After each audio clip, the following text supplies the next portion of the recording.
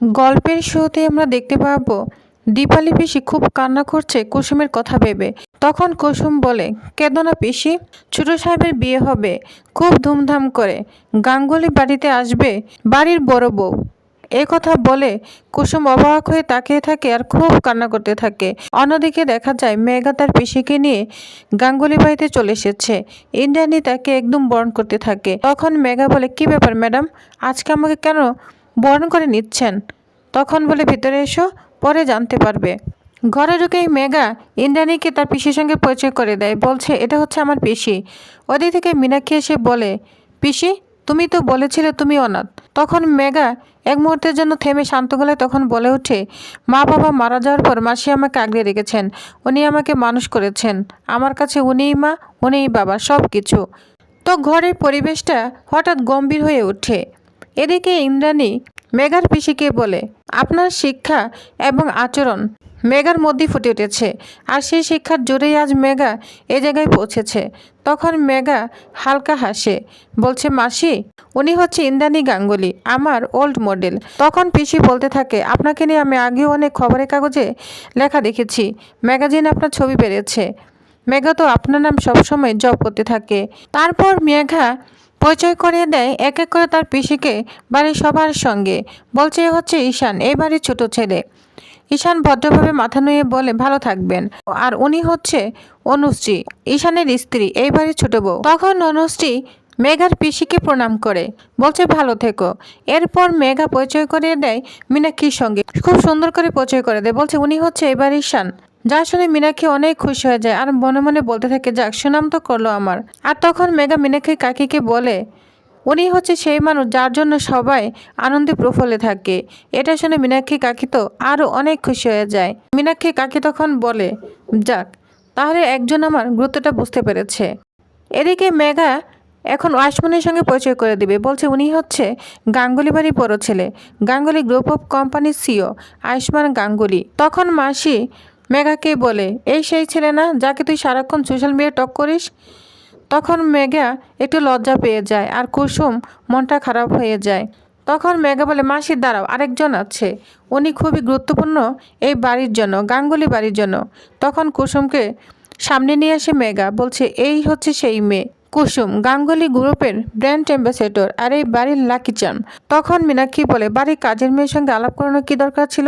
এদিকে অনুশ্রী এসে ইন্দ্রাণী এবং রাজের পাশে এসে বলতে থাকে, উনিই হচ্ছে ভাইয়ের জন্য পারফেক্ট, তাই না মনি?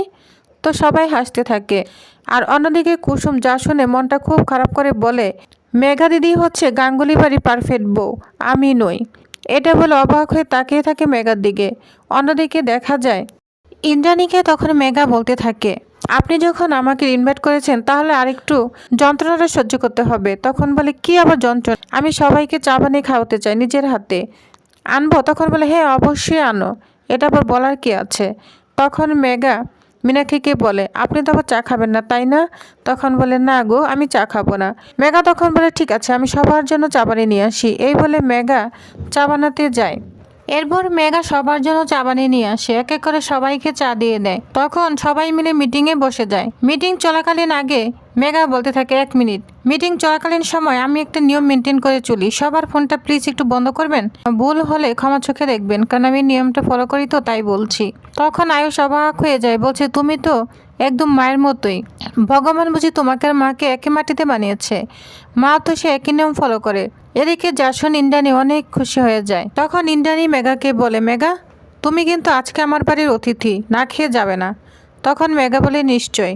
কুসুমকে ইন্দ্রাণী বলে, কুসুম আজকে মেঘা এবং ওর পিসি আমাদের বাসায় খাবেন, তুমি সবার খাবার রেডি করো, ঠিক আছে? তখন কুসুম একটু নীরবতা থেকে বলে, ঠিক আছে দেবীমা। তখন কুসুম ওইখান থেকে চলে যায়। গাঙ্গুলি বাড়ির খাবার খেয়ে মেঘা খুব খুশি হয়ে যায়।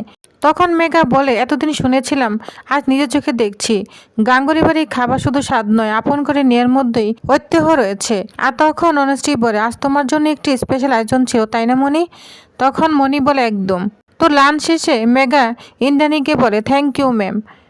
আর কুসুমকে বলে, কুসুম তোমার রান্না কিন্তু অসাধারণ, তবে একটা প্রমিস চাই। তখন কুসুম বলে, কি প্রমিস? আমি যখন আসবো তখন তোমাকে এভাবে ভালো ভালো রান্না করে খাওয়াতে হবে। তখন কুসুম বলে, অবশ্যই ম্যাডাম।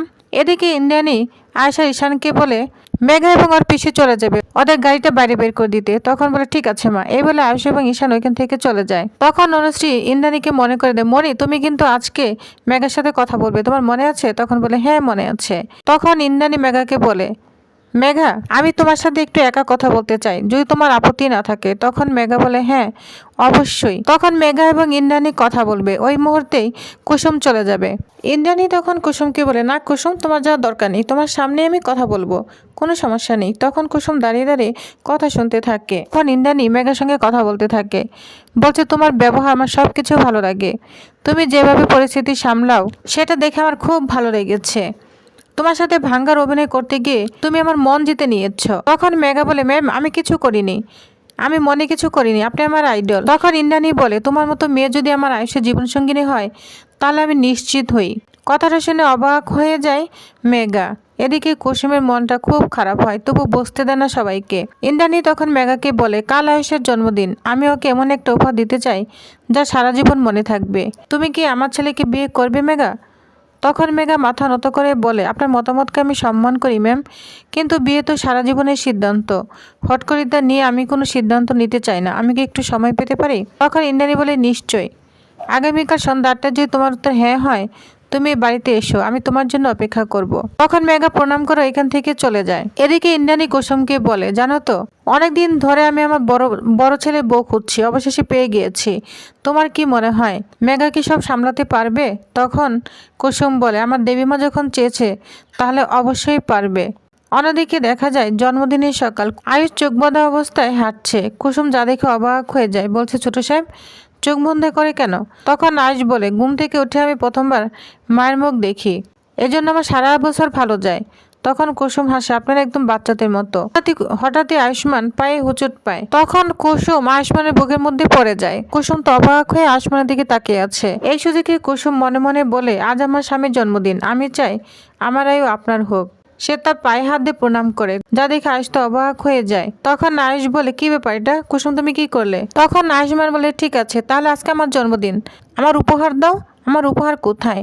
কুসুম তখন বলে, আমার কাছে দেওয়ার মতো কিচ্ছু নেই ছোট সাহেব। তখন আয়ুষ্মান তার কানের দিকে হাত দিয়ে বলে, কানে দুল দাও। তখন কুসুম বলে, আপনি আমার দুল দিয়ে কি করবেন? তখন আয়ুষ হাতের দিকে গিয়ে বলে, আমার এই চুইটা চাই। তখন কুসুম বলে, না ছোট সাহেব এটা দেওয়া যাবে না, এটা আমি কিছুতেই দিতে পারবো না। তখন আয়ুষ্মান বলে, ঠিক আছে তাহলে আমি তোমাকে আরেকটা জিনিস চাইবো, দিবে?